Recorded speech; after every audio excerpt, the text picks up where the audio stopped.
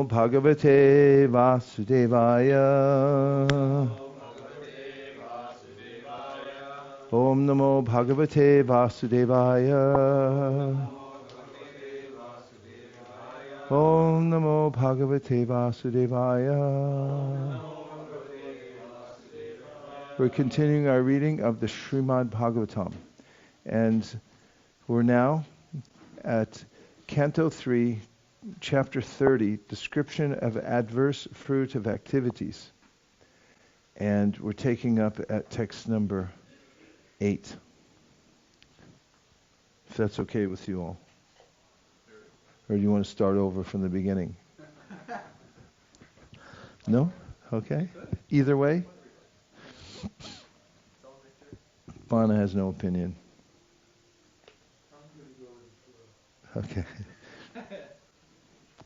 He gives heart and senses to a woman who falsely charms him with Maya. He enjoys solitary embraces and talking with her, and he is enchanted by the sweet words of the small children. Purport: family life within the kingdom of illusory energy, Maya, is just like a prison for the eternal living entity. In prison, a prisoner is shackled by iron chains and iron bars. Similarly, a conditioned soul is shackled by the charming beauty of a woman, by her solitary embraces and talks of so-called love, and by the sweet words of his small children. Thus he forgets his real identity. In this verse, the words Strinam Asatinam indicate that womanly love is just to agitate the mind of man. Actually, in the material world, there is no love. Both the woman and the man are interested in their sense gratification. For sense gratification, a woman creates an illusory love, and the man becomes enchanted by such false love and forgets his real identity, his real duty. When there are children as the result of such a combination, the next attraction is to the sweet words of the children. The love of the woman at home and the talk of the children make one a secure prisoner, and thus he cannot leave his home. Such a person is termed in Vedic language a Grihamathi, which means one whose center of attraction is home. Grihastha refers to one who lives with family, wife and children, but whose real purpose of living is to develop Krishna consciousness. One is therefore advised to become a Grihastha and not a Grihamathi. The Grihastha's concern is to get out of the family life created by illusion and enter into real family life with Krishna, whereas the Grihamathi's business is to repeatedly chain himself to so-called family life in one life after another and perpetually remain in the darkness of Maya. Text number 9. The attached householder remains in his family life, which is full of diplomacy and politics, always spreading miseries and controlled by acts of sense gratification. He acts just to counteract the reactions of all his miseries, and if he can successfully counteract such miseries, he thinks that he is happy. Purport: in Bhagavad Gita, the Personality of Godhead himself certifies the material world as an impermanent place that is full of miseries.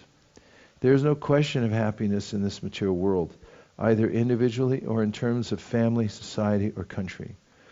If something is going on in the name of happiness, that is also illusion. Here in this material world, happiness means successful counteraction of the effects of distress. The material world is so made that unless one becomes a clever diplomat, his life will be a failure. Not to speak of human society, even the society of lower animals, the birds and the bees, cleverly manages its bodily demands of eating, sleeping, and mating. Human society competes nationally or individually, and in the attempt to be successful, the entire human society becomes full of diplomacy. We should always remember that in spite of all diplomacy and all intelligence in the struggle for our existence, everything will end in a second by the supreme will. Therefore, all our attempts to become happy in this material world are simply a delusion offered by Maya. Text number 10. He secures money by committing violence here and there, and although he employs it in the service of his family, he himself eats only a little portion of the food thus purchased. And he goes to hell for those for whom he earned the money in such an irregular way. Purport. There is a Bengali proverb. The person from whom I have stolen accuses me of being a thief. The family members for whom an attached person acts in so many criminal ways are never satisfied. In illusion, an attached person serves such family members, and by serving them, he is destined to enter into a hellish condition of life. For example, a thief steals something to maintain his family, and he is caught and imprisoned. This is the sum and substance of material existence, an attachment to material society, friendship, and love. Although an attached family man is always engaged in getting money by hook or by crook for the maintenance of his family, he cannot enjoy more than what he could consume even without such criminal activities. A man who eats 8 ounces of foodstuff may have to maintain a big family and earn money by any means to support that family. But he himself is not offered more than what he can eat, and sometimes he eats the remnants that are left after his family members are fed. Even by earning money by unfair means, he cannot enjoy life for himself. That is called the covering illusion of Maya. The process of illusory service to society, friend, country, and community is exactly the same everywhere. The same principle is applicable even to big national leaders. A national leader who is very great in serving his country is sometimes killed by his countrymen because of irregular service. In other words, one cannot satisfy his dependents by this illusory service. Although one cannot get out of the service because servant is his constitutional position. A living entity is constitutionally part and parcel of the Supreme Being, but he forgets that he has to render service to the Supreme Being and diverts his attention to serving others. This is called Maya. By serving others, he falsely thinks that he is master. The head of the family thinks of himself as the master of the family, or the leader of a nation thinks of himself as the master of the nation, whereas actually he is serving, and by serving Maya, he is gradually going to hell. Therefore, a sane man should come to the point of Krishna consciousness and engage in the service of the Supreme Lord, applying his whole life, all of his wealth, his entire intelligence, and his full power of speaking. That's a lot. Yikes. When he suffers reverses in his occupation, he tries again and again to improve himself. But when he is baffled in all attempts and is ruined, he accepts money from others because of excessive greed. Talk about the unvarnished truth and reality.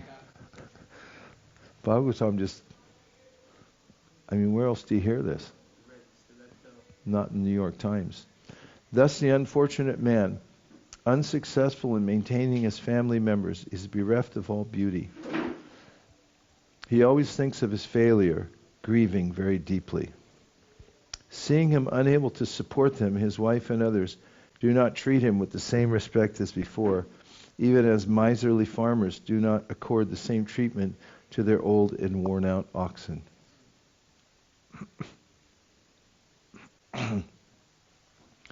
Not only in the present age, but from time immemorial, no one has liked an old man who is unable to earn in the family.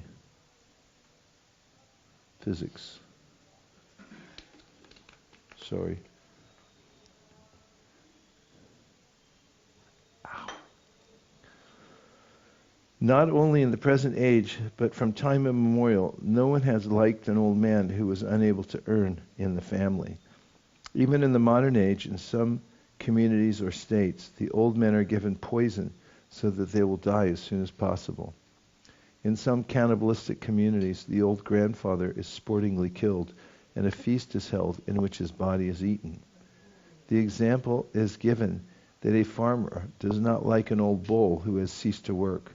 Similarly, when an attached person in family life becomes old and is unable to earn, he is no longer liked by his wife, sons, daughters, and other kinsmen, and he is consequently neglected, what to speak of not being given respect. It is judicious, therefore, to give up family attachment before one attains old age and take shelter of the Supreme Personality of Godhead. One should employ himself in the Lord's service so that the Supreme Lord can take charge of him, and he will not be neglected by his so-called kinsmen. The foolish family man does not become averse to family life, although he is maintained by those whom he once maintained. Deformed by the influence of old age, he prepares himself to meet ultimate death. Purport: family attraction is so strong that even if one is neglected by family members in his old age, he cannot give up family affection, and he remains at home just like a dog. In the Vedic way of life, one has to give up family life when he is strong enough. It is advised that before getting too weak and being baffled in material activities and becoming diseased, one should give up family life and engage oneself completely in the service of the Lord for the remaining days of his life. It is enjoined, therefore, in the Vedic scriptures that as soon as one passes 50 years of age, he must give up family life and live alone in the forest.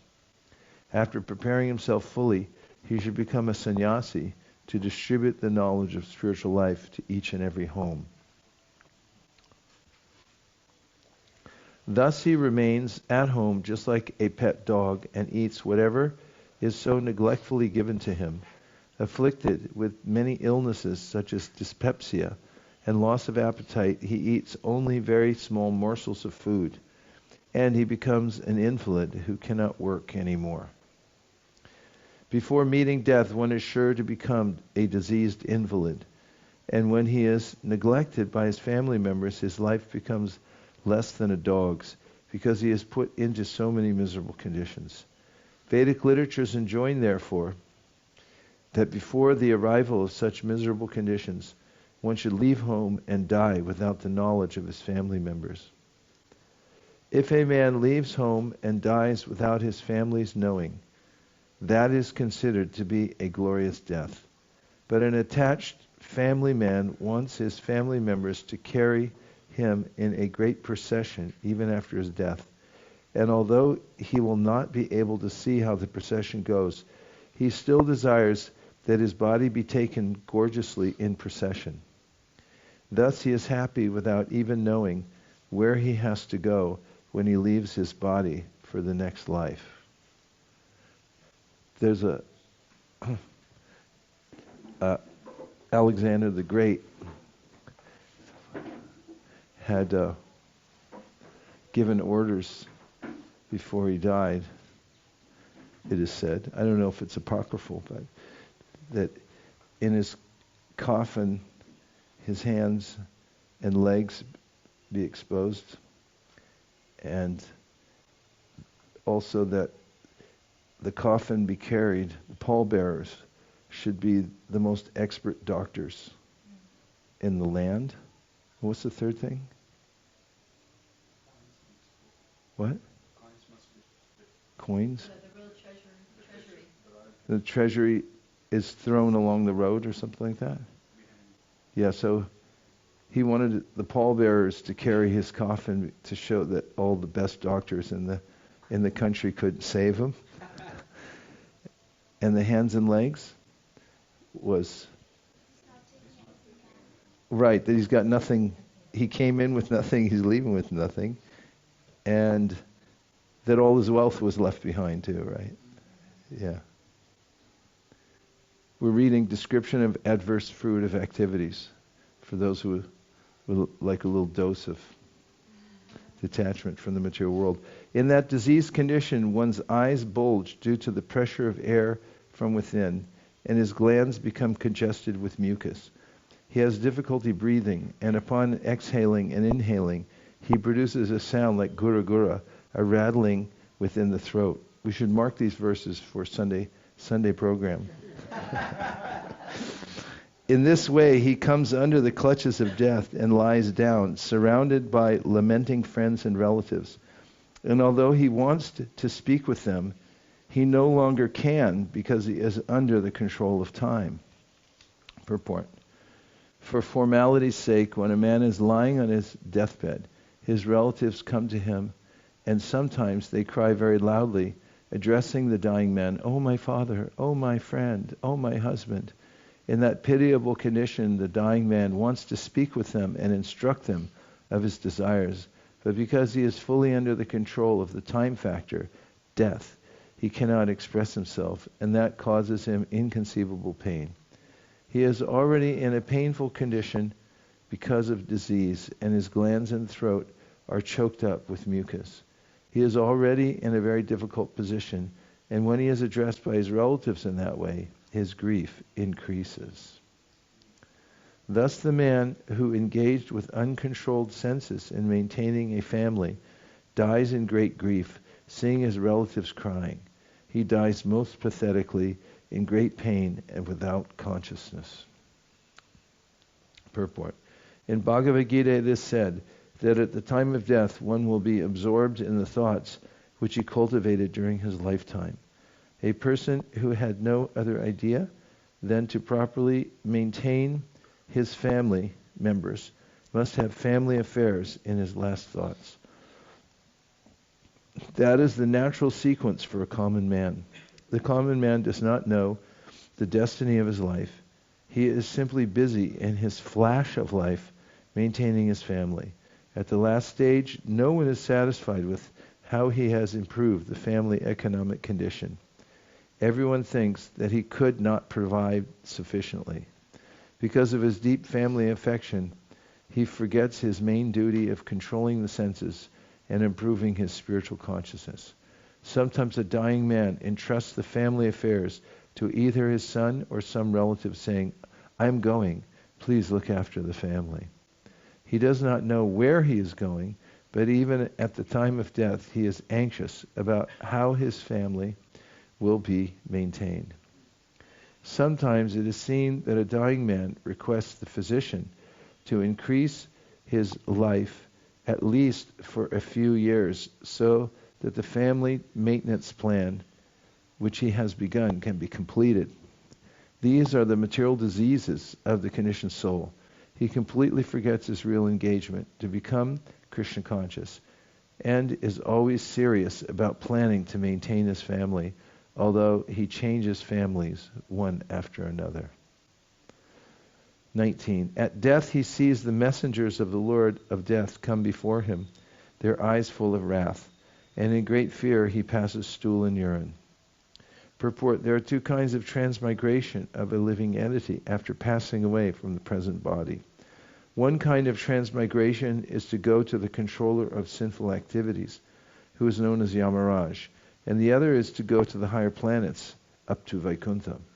Here Lord Kapila describes how persons engaged in activities of sense gratification to maintain a family are treated by the messengers of Yamaraj, called Yamadutas. At the time of death, the Yamadutas become the custodians of those persons who have strongly gratified their senses. They take charge of the dying man and take him to the planet where Yamaraj resides. The conditions there are described in the following verses.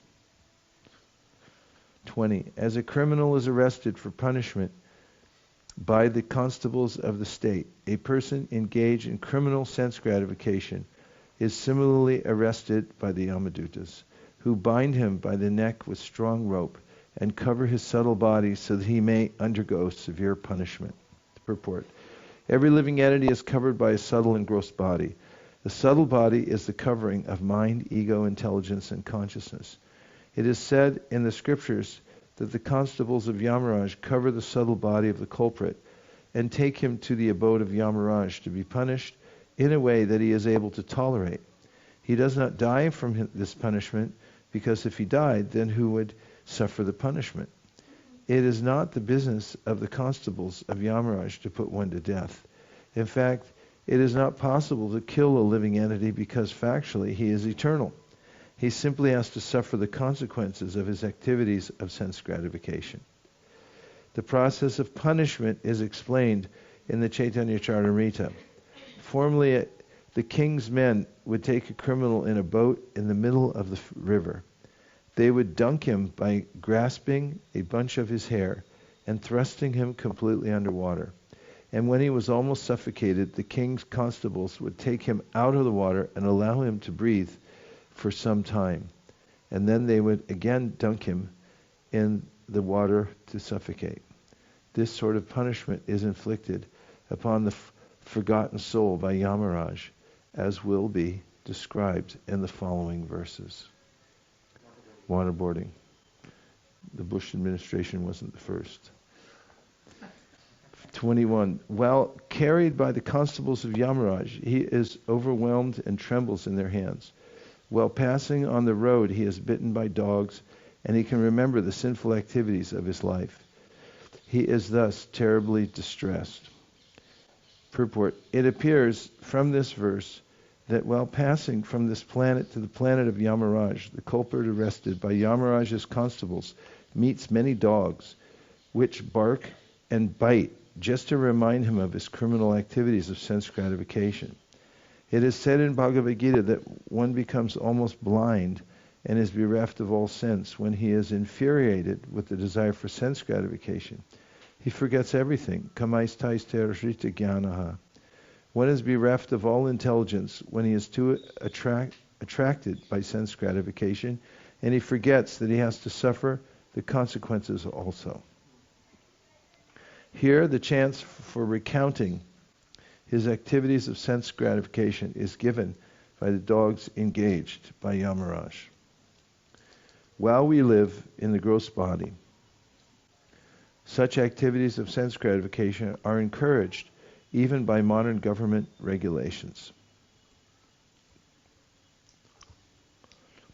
In every state all over the world, such activities are encouraged by the government in the form of birth control.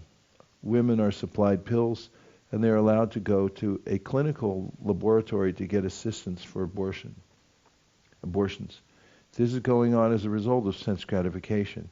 Actually, sex life is meant for begetting a good child, but because people have no control over the senses, and there is no institution to train them to control the senses, the poor fellows fall victim to the criminal offenses of sense gratification. And they are punished after death, as described in these pages of Srimad Bhagavatam.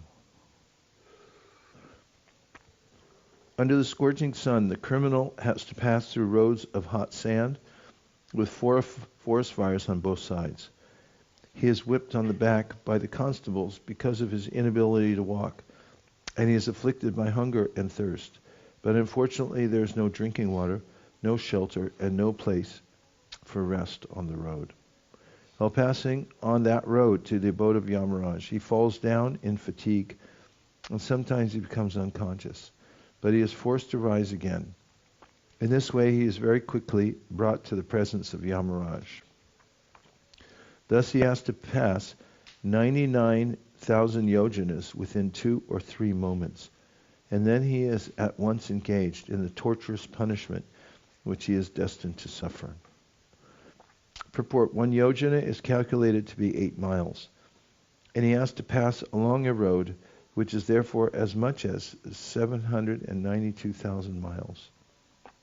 Such a long distance is passed over within a few moments only. The subtle body is covered by the constables so that the living entity can pass such a long distance quickly and at the same time tolerate the suffering. This covering, although material, is of such fine elements that material scientists cannot discover what the coverings are made of. To pass 792,000 miles within a few moments seems wonderful to the modern space travelers. They have so far traveled at a speed of 18,000 miles per hour. But here we see that a criminal passes 792,000 miles within a few seconds only, although the process is not spiritual but material. You know? It's described when Kṛṣṇa went to see his two devotees.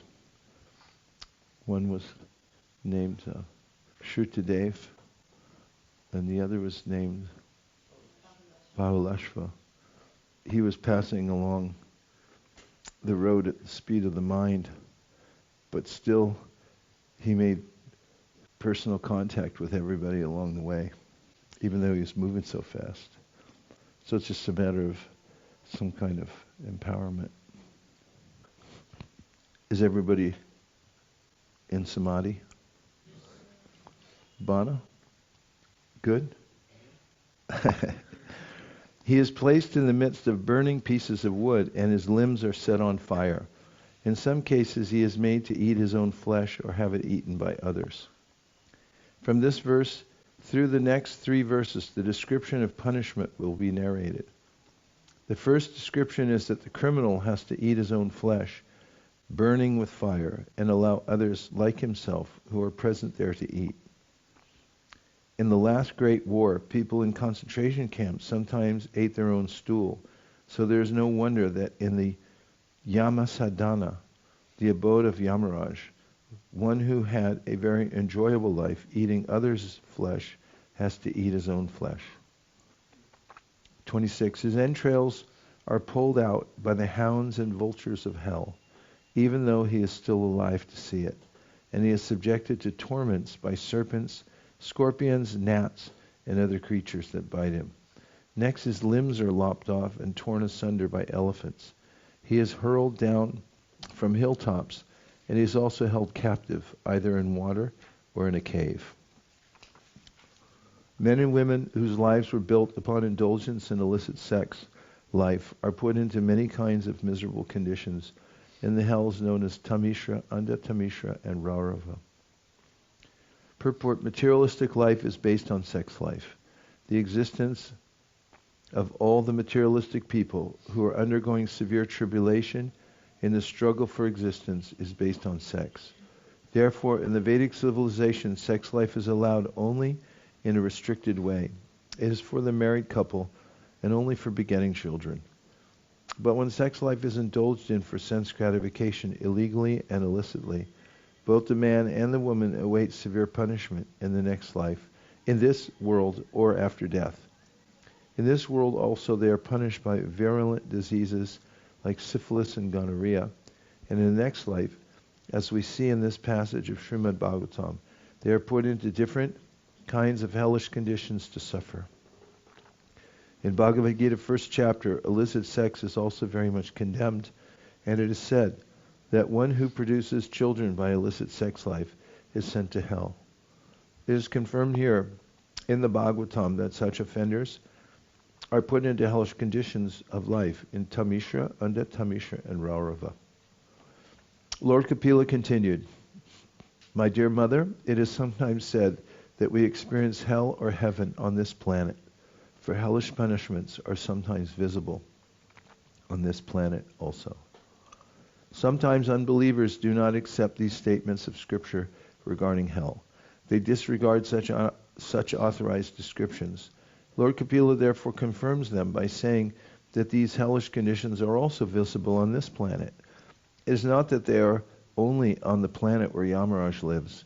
On the planet of Yamaraj, the sinful man is given the chance to practice living in the hellish conditions, which he will have to endure in the next life. And then he is given a chance to take birth on another planet to continue his hellish life. For example, if a man is to be punished to remain in hell and eat stool and urine, then first of all he practices such habits on the planet of Yamaraj, and then he is given a particular type of body, that of a hog, so that he can eat stool and think that he is enjoying life.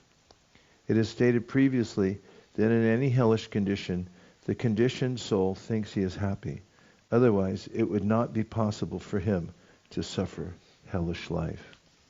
After leaving this body, the man who maintained himself and his family members by sinful activities suffers a hellish life, and his relatives suffer also." Purport: the mistake of modern civilization is that man does not believe in the next life. But whether he believes believes or not, the next life is there, and one has to suffer if one does not lead a responsible life in terms of the injunctions of authoritative scriptures like the Vedas and Puranas. Species lower than human beings are not responsible for their actions because they are made to act in a certain way. But in the developed life of human consciousness, if one is not responsible for his activities, then he is sure to get a hellish life, as described herein. Now we'll take a few reflections or questions. Stunned silence. Yes? One of the earlier verses, Prabhupada, explaining this analogy of the old man. No one appreciates the old man. In fact, some places they arrange for the old man to be cooked and eaten. But Prabhupada was also saying that it's actually glorious if a person can just walk away and die without his family knowing about it. But we often hear in Vedic culture, it seems like there's a lot of arrangements that are made to take care of one's elderly mother and father. So I was just trying to figure out how to understand this statement that Prabhupada made. These are extremes, and obviously there are nuances. But this is called description of adverse fruitive activities. So we're getting a slice of what the possibilities are on the from one's activities in the material world. It's not that these are absolute statements that everybody's treated like that or so forth, but this is trend that people feel annoyed by somebody who's not maintaining them anymore, becomes a burden and so forth. It's just one of the aspects of human nature that is inevitable.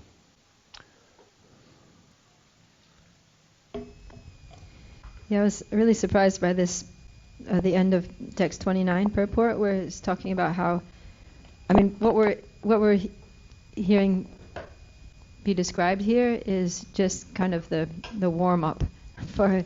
They haven't even gone to hell yet. They're just kind of in an interim space where they're being trained to endure hellish conditions. But he says that, Srila Prabhupada writes that it is stated previously that in any hellish condition, the conditioned soul thinks he is happy. Otherwise, it would not be possible for him to suffer a hellish life.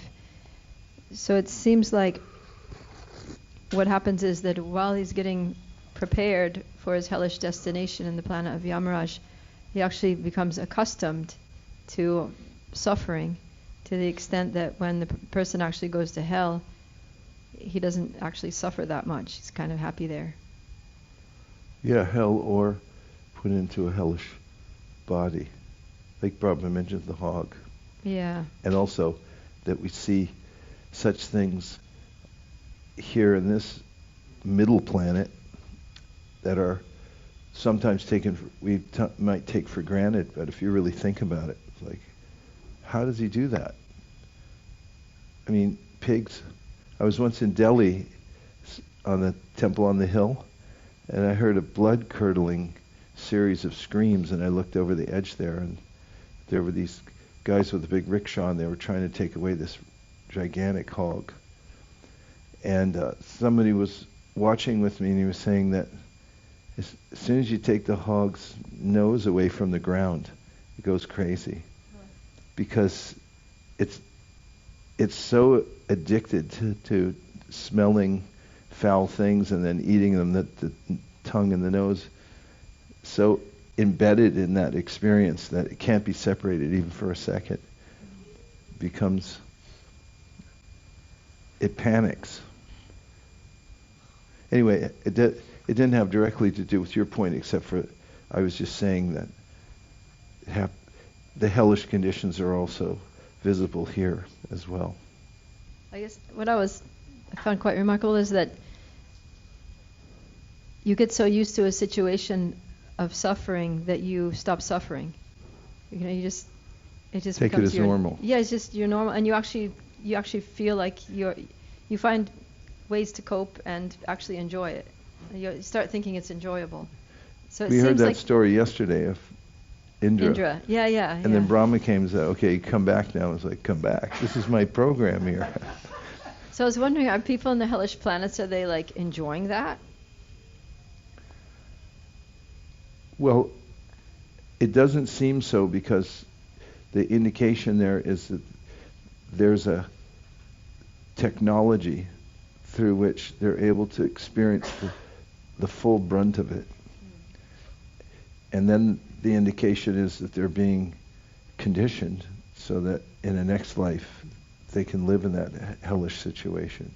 But in the hellish situation, it's quite alarming, because the person is fully aware that they're being abducted and that they're being nipped out by dogs, and that the other unmentionables are taking place.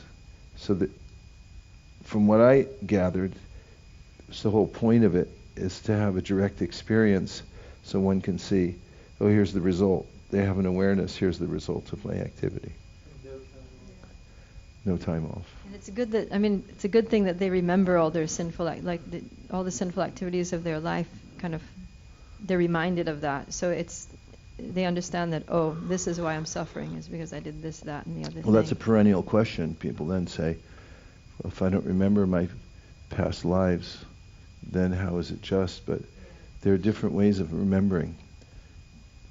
I was talking to a psychologist about this, asking about memory, and he was telling me that there's 7 different divisions of memory according to modern psychology, and one of them is emotional memory, and that, as we say nowadays, we're triggered by something, and this is a kind of an emotional memory when we've been exposed to certain extremes in the world.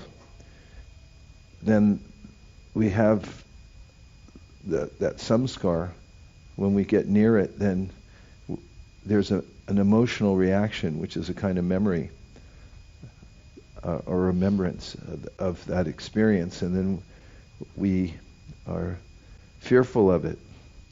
And then there's a way in which ultimately we become so sensitized that the whole material experience is abhorrent, and that there's a sense of no mas. That's it.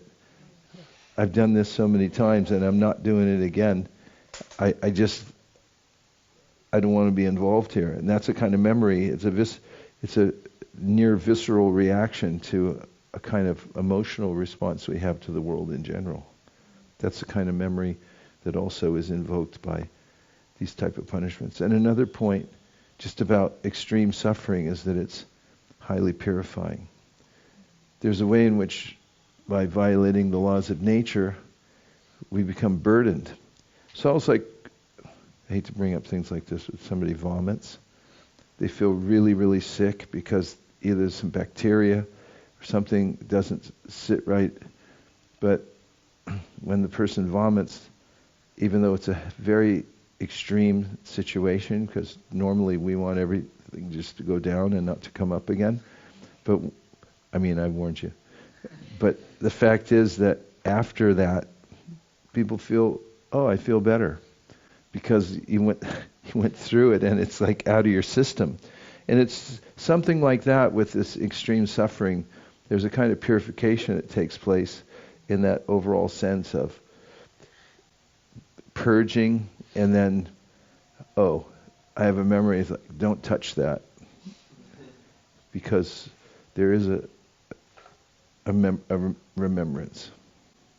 I like the point you made about becoming sensitized, because as we suffer, we become conditioned to not suffer the miseries that we're in.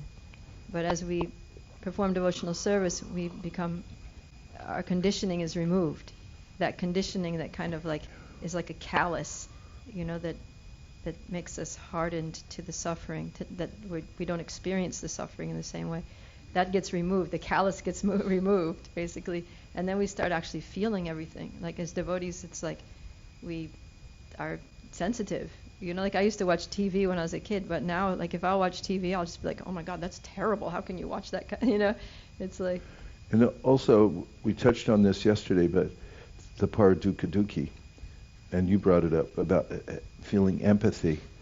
And I've seen devotees who have the standard of devotional life, and they're feeling the sublimity of it, when they go door to door for Sankirtan, and when people open their doors and you feel the vibration, or you look inside, the smell and just the chaotic condition, and the anxiety and the ignorance, it's like it's a revelation behind every door.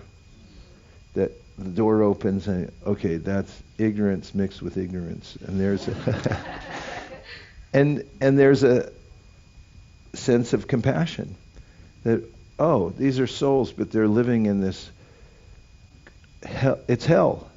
It really is hell. We were just in Denver, not just, but a couple months ago, and when we were going door to door in a below middle class apartment area, I mean, just walking down the stairs there was creepy. What to speak of the doors opening, and unimaginably, people live in ways that immediately evokes a sense of how can they survive? How did they get conditioned to live in the place they're living right now? And there's a sense of feeling grateful for our own conscious living space because of that, because of the contrast. Yes?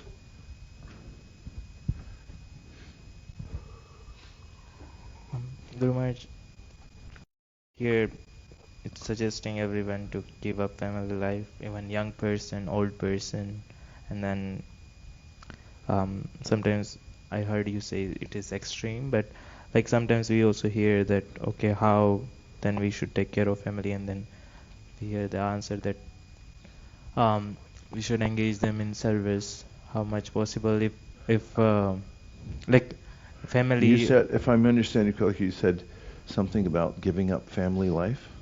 Yeah, suggesting like everyone, old men should, like as we were reading, old men should give up at the life. Well, there are 50 different years versions of that. If I may just interject at that point, make sure we have the premise right. The main point is that there is the development of Krishna consciousness. And if there's an environment in which somebody's able to be fully engaged in Krishna consciousness, there's no need to go anywhere or do anything different. So that when somebody's in a Krishna conscious family, for instance, and everyone understands this person has lived a long life, maybe they're moving a little slower, but they're wise, and they're like that, and they give the person encouragement and support so that they can go on practicing Krishna consciousness. That's the idea. But if somebody is in an embarrassing situation, we have the great example of Dhritarashtra, when Vidura came and saved him from the situation, which was in his own family, or devotees saying, it's okay. But Vidura said, it's not okay. You're living in the house of people you tried to kill, and this is horrible, and you got to get out of here. And what a relief it is to read that he was able to escape from that embarrassing situation and go off with Vidura to practice as much as he could before he left his body. So different circumstances. I'm sorry, you were going to make another point. Yeah. So what about the young people who were supporting their family? They are not Krishna conscious, and they're not advancing in Krishna consciousness, and sometimes it's said this, blessings of parents.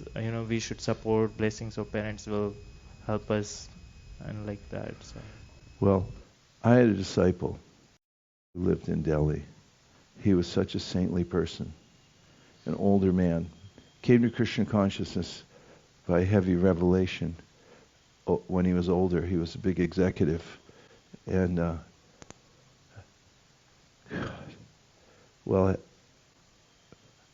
his family life was so oppressive. The kids, the way they treated him, they were falsely obsequious, and it was, if that's a thing, there was, and it was just a very oppressive environment, and they weren't Krishna conscious, and they would superficially support him, but actually it was like he was a prisoner there. It was a really scary, dark situation.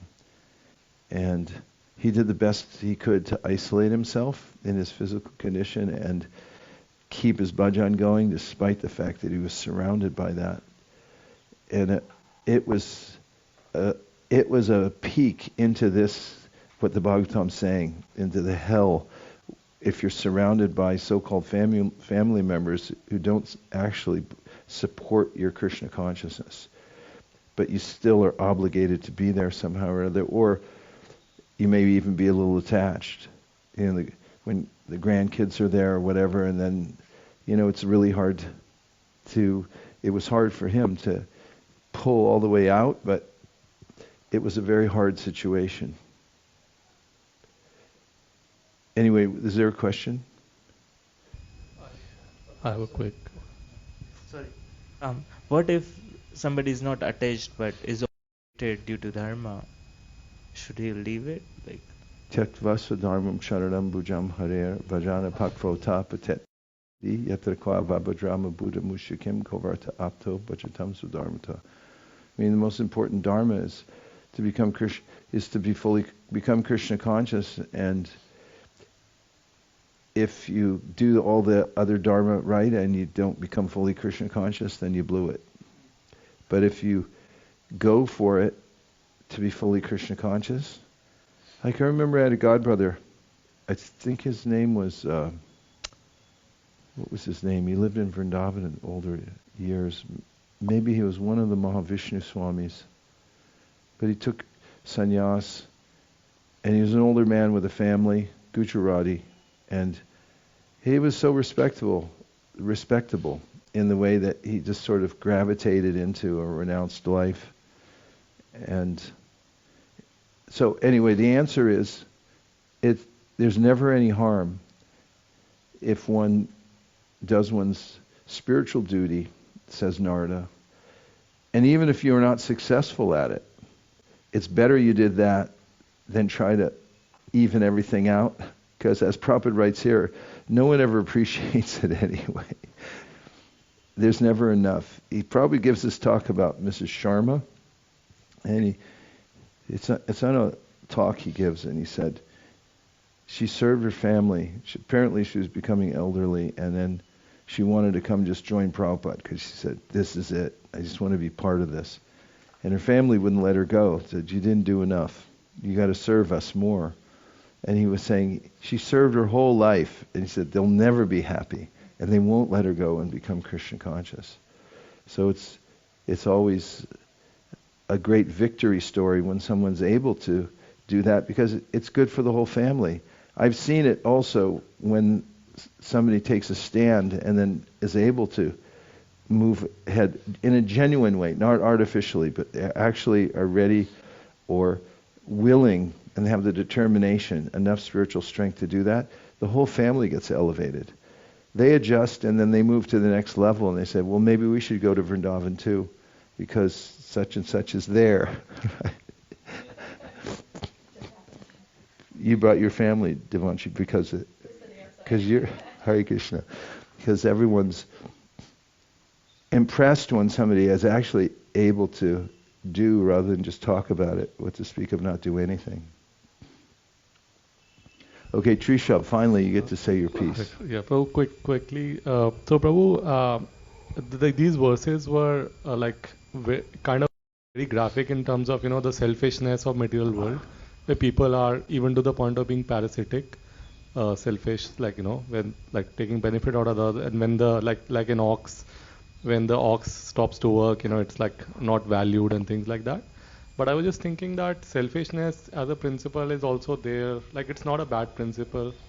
Parasitic is of course bad, but there's also snati vidu swarthgatimi vishnum, which is the real selfishness of spirituality is also good selfishness.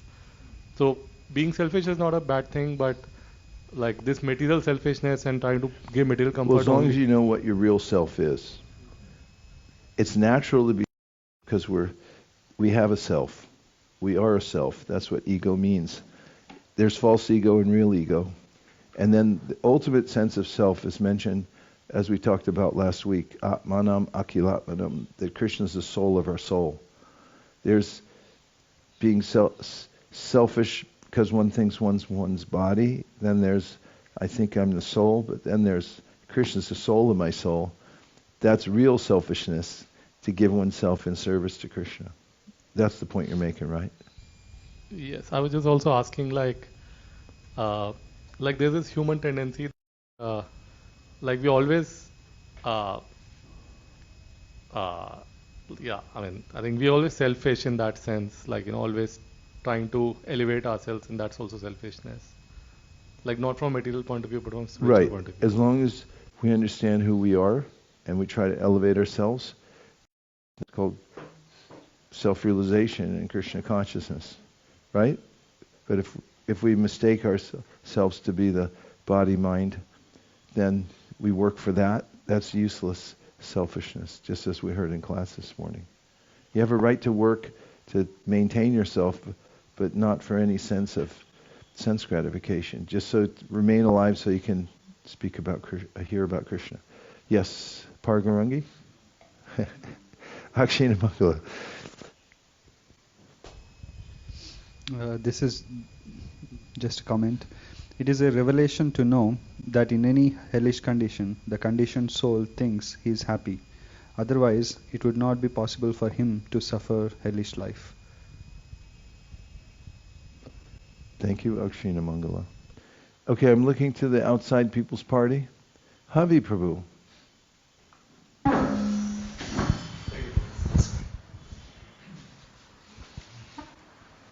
It is confirmed by Krishna in the Gita that this Brahma Bhuvanarloka Punaravartin Arjuna. So there is nothing really to find here. Now in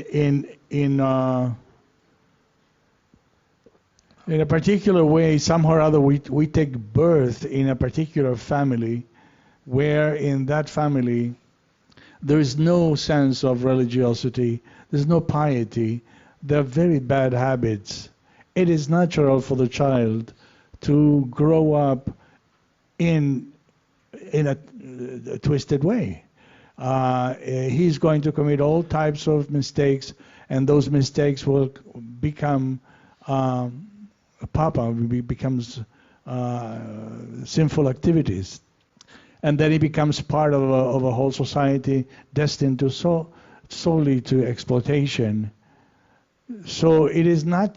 So again, he's taking birth as a result of his previous life, and then he has to pay now the consequences of his present life. But he doesn't know his situation. So is that a preparation, just like it's described a preparation for hell? Could I rephrase your question? I'm sorry? May I rephrase your question? Please do. Is there justice in this world? Because I feel that that's what you're getting at. Like, what are people who are carried by the momentum of their previous works, and they're in a family, and then how they're punished? How is that just? Or not? Otherwise, can you restate your question?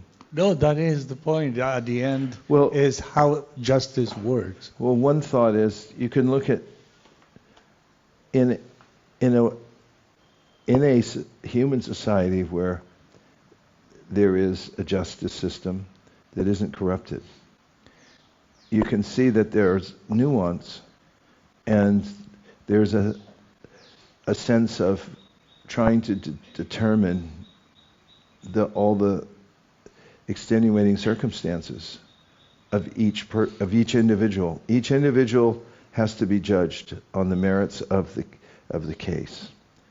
And so, although this sounds very categorical, there's a way in which even in a human, well-designed legal system that's not corrupt, there's consideration of every individual circumstance.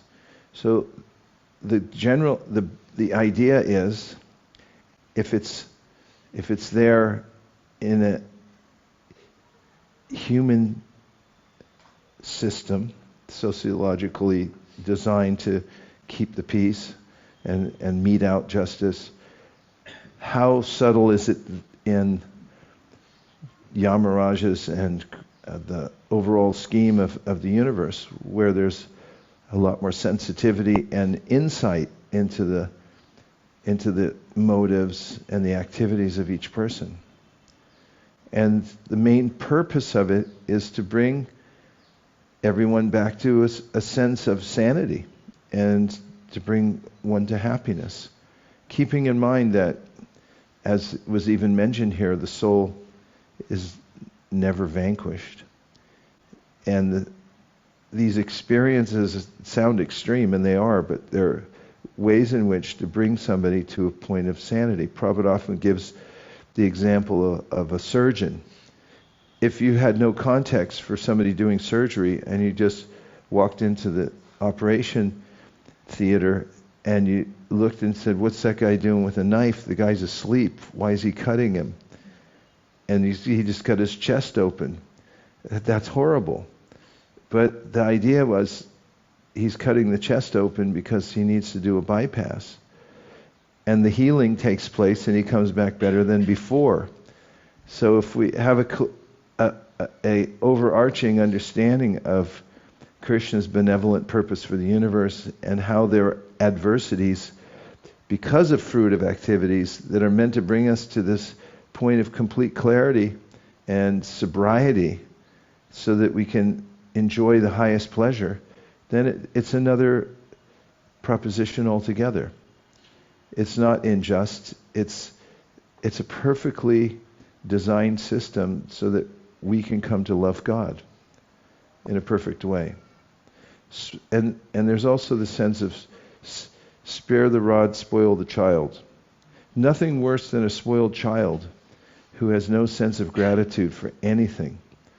And unless there are adversities and reminders for going off the path of righteousness, which has to do with gratitude to God in the first place, then how will anybody be brought back to their sane condition of life in order to enjoy their eternal relationship with the Supreme Personality of Godhead?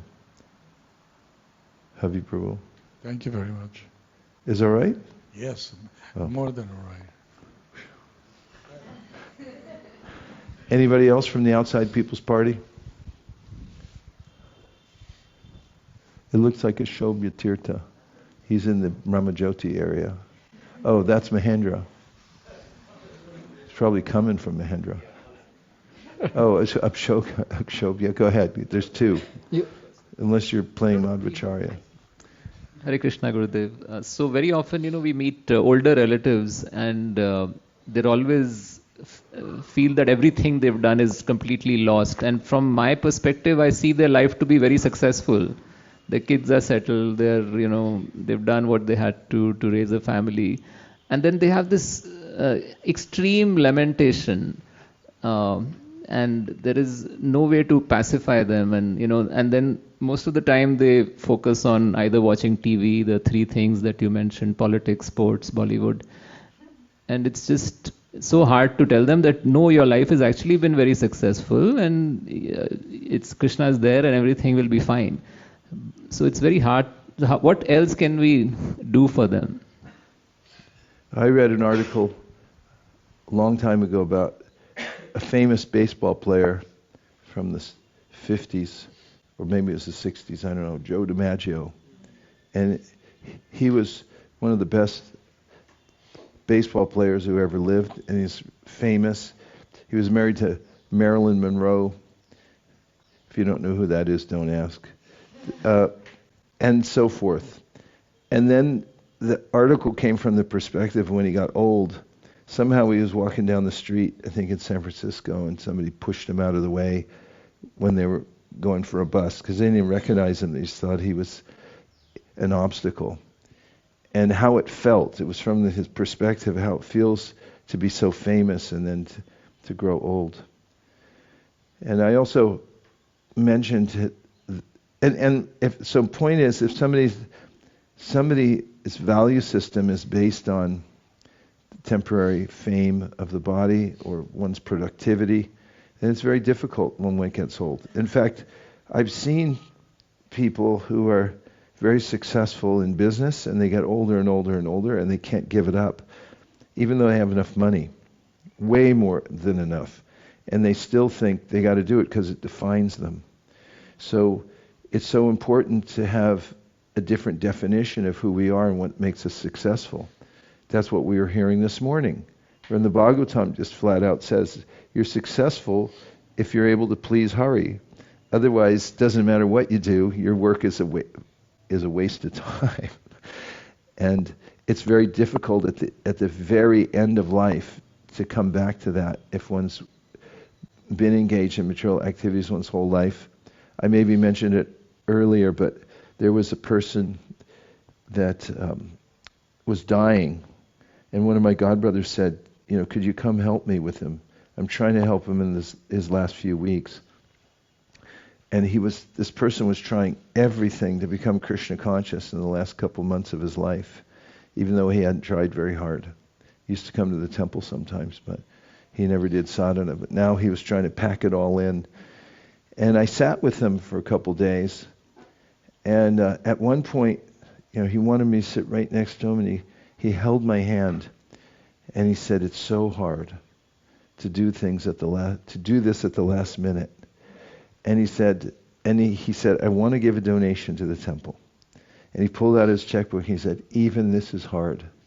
Even though I'm going to lose all my money, it's very difficult for me to write you this check because I've been accumulating my whole life and I'm so attached to it that it's hard now to give it up." So it's just the system that is recommended in the Bhagavatam, Komara acharet pragno dharmam bhagavatam niha. Start as early as possible.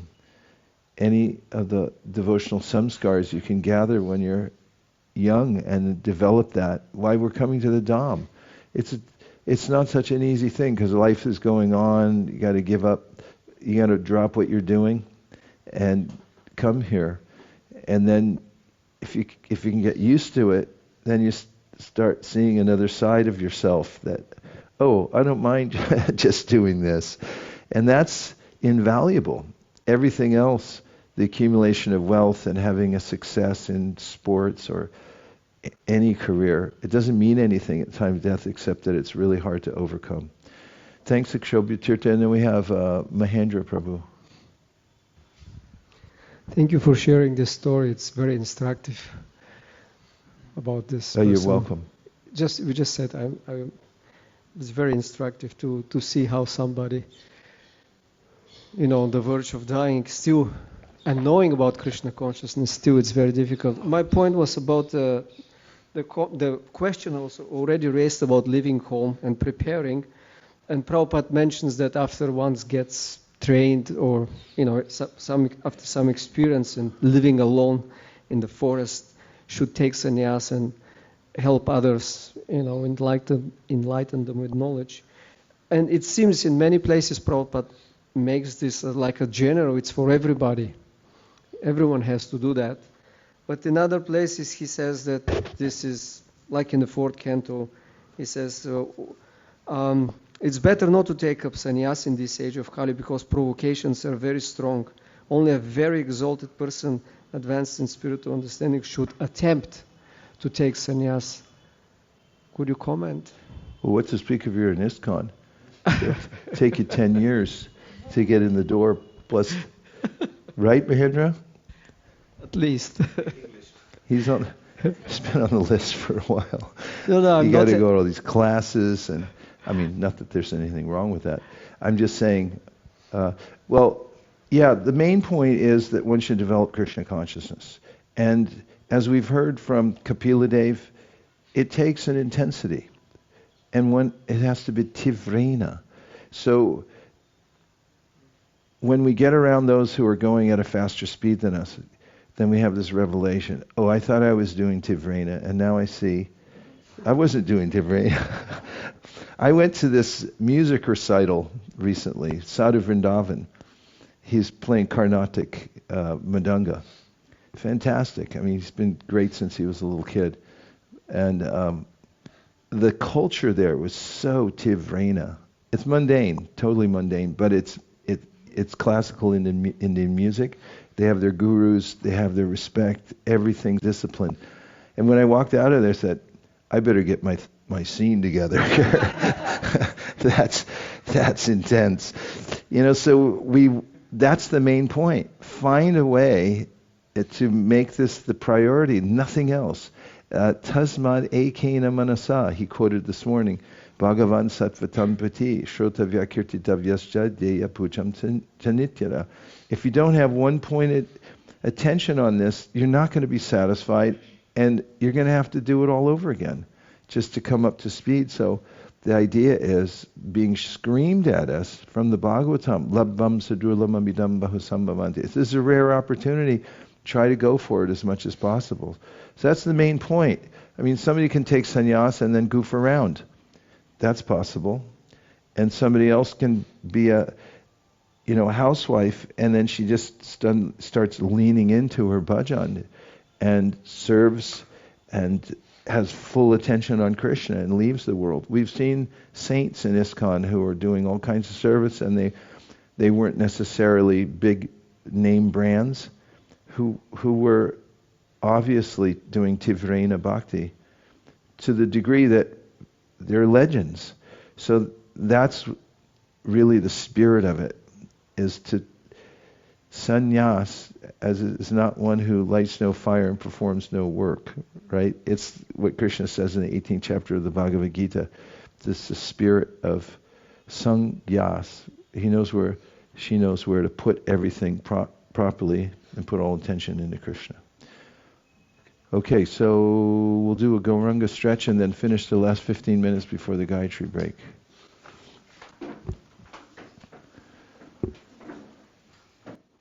Gauranga.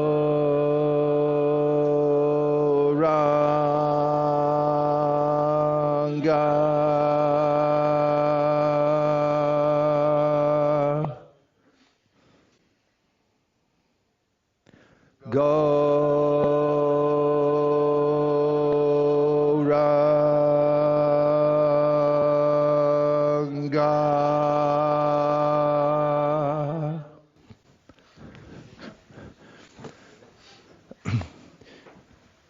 Okay, we're continuing. We're on chapter 30, and the text number is 31. Correct? He goes alone to the darkest regions of hell after quitting the present body, and the money he acquired by envying other living entities is the passage money with which he leaves this world. Purport: when a man earns money by unfair means and maintains his family and himself with that money, the money is enjoyed by many members of the family, but he alone goes to hell. A person who enjoys life by earning money or by envying another's life, and who enjoys with family and friends, will have to enjoy alone the resultant sinful reactions accrued from such violent and illicit life.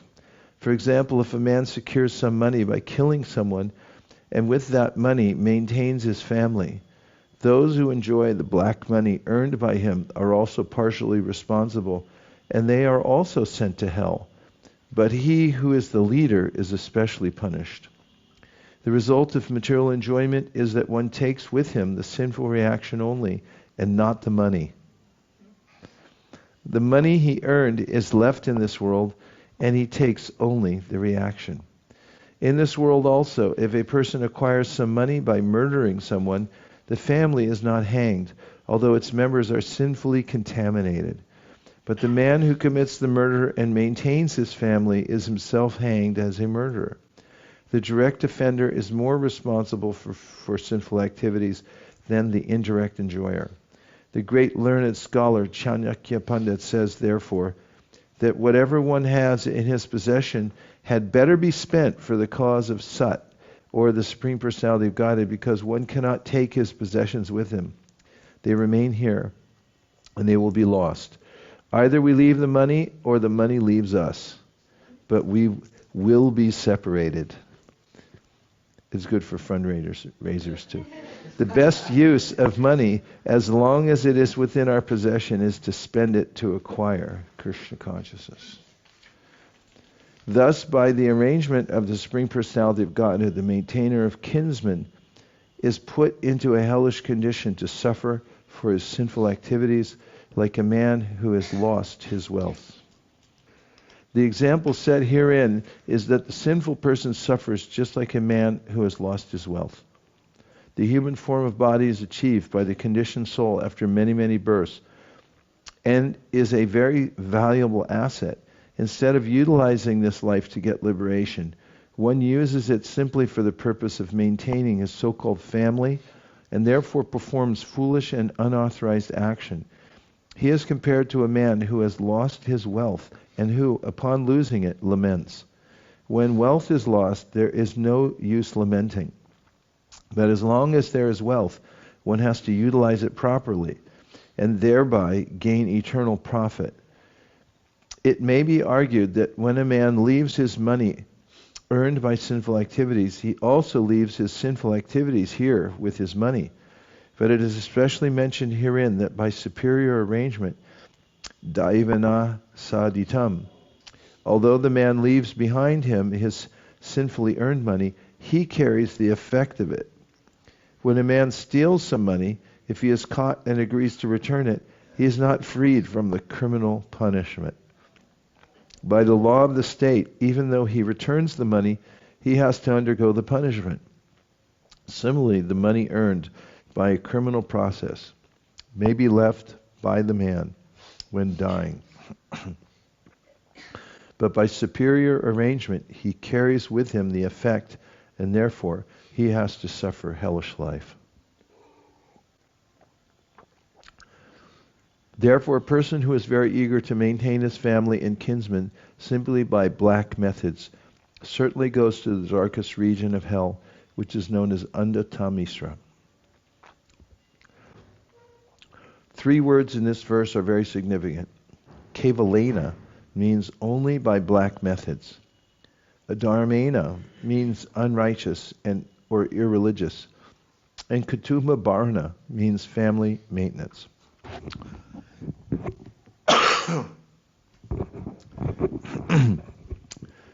Excuse me. Maintaining one's family is certainly the duty of a householder, but one should be eager to earn his livelihood by the prescribed method as stated in the scriptures. In Bhagavad Gita, it is described that the Lord has divided the social system into 4 classifications of castes and varnas, according to quality and work. Apart from Bhagavad Gita, in every society, a man is known according to his quality and work. For example, when a man is constructing wooden furniture, he is called a carpenter. And a man who works with an anvil and iron is called a blacksmith. Similarly, a man who is engaged in the medical or engineering fields has a particular duty and designation. All these human activities have been divided by the Supreme Lord into 4 varnas, namely Brahman, Kshatriya, Vaishya, and Shudra. In Bhagavad Gita and in other Vedic literatures, the specific duties of the Brahmana, Kshatriya, Vaishya, and Shudra are mentioned. One should work honestly according to his qualification. He should not earn his livelihood unfairly by means for which he is not qualified. If a Brahmana who works as a priest so that he may enlighten his followers with the spiritual way of life is not qualified as a priest, then he is cheating the public. One should not earn by such unfair means. The same is applicable to a Kshatriya or to a Vaishya. It is especially mentioned that the means of livelihood of those who are trying to advance in Krishna consciousness must be very fair and uncomplicated. Here it is mentioned that he who earns his livelihood by unfair means, kevalena, is sent to the darkest hellish region. Otherwise, if one maintains his family by prescribed methods and honest means, there is no objection to one's being a family man. Having gone through all the miserable hellish conditions and having passed in a regular order through the lowest forms of animal life prior to human birth, and having thus been purged of his sins, one is reborn again as a human being on this earth. Just as a prisoner who has undergone troublesome prison life is set free again, the person who has always engaged in impious and mischievous activities is put into hellish conditions. And when he has undergone different hellish lives, namely those of lower animals like cats, dogs, and hogs, by the gradual process of evolution, he again comes back as a human being. In Bhagavad Gita, it is stated that even though a person engaged in the practice of the yoga system may not finish perfectly and may fall down for some reason or other, his next life as a human being is guaranteed. It is stated that such a person who has fallen from the path of yoga practice is given a chance in his next life to take birth in a very rich family or in a very pious family.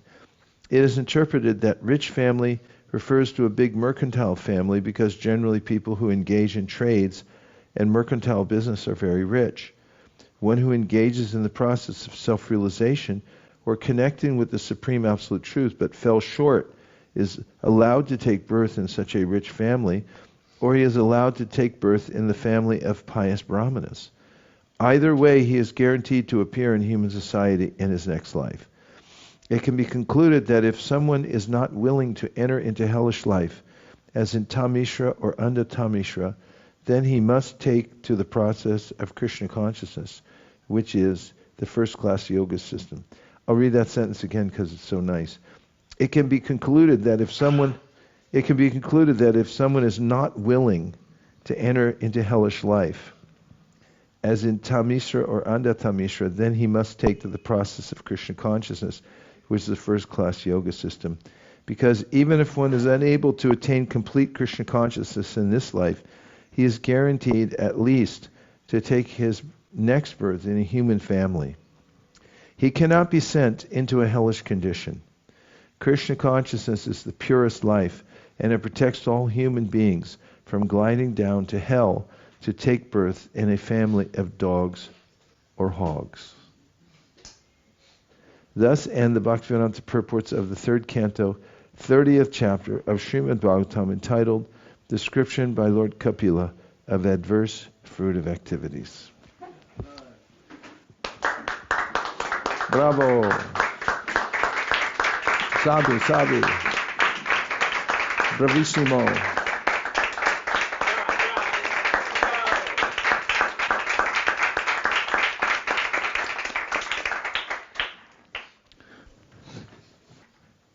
Any succinct last comments about that chapter before we take our Gayatri break? One sentence, no semicolons. Go ahead. It struck me that it said it takes practice to live even in hellish conditions of life. Yeah. As Prabhupada mentions elsewhere, he said, life is very difficult. It requires a lot of work, whereas Krishna consciousness, relatively speaking, is very easy. You just do the right thing. It's reminded me of that pastime of, I think his name was Prishadra, that he killed a cow by mistake. He was trying to kill the tiger, and then I think his father, as a guru, cursed him to become a Shudra in the next life. And then he's like, all right, then I don't want to be a Shudra, so I'm not going to have a next life. And then he just like dropped everything and went and started performing bhakti yoga. So it's like hearing all this is like, I don't want to go there. I'm not willing to have another. I don't want to go there. Yeah, right. So, he just described all the things that you have to do, to not go there. So I'm going to do that. Yeah. It's a big movement nowadays for health. And there's even there's a book called How to Not Die. But it's really about all these new advanced diet things and everything like that. This one's about how not to go to hell. So we'll take a Gayatri break and we'll be back here at 10 minutes after. See you soon. Hare Krishna.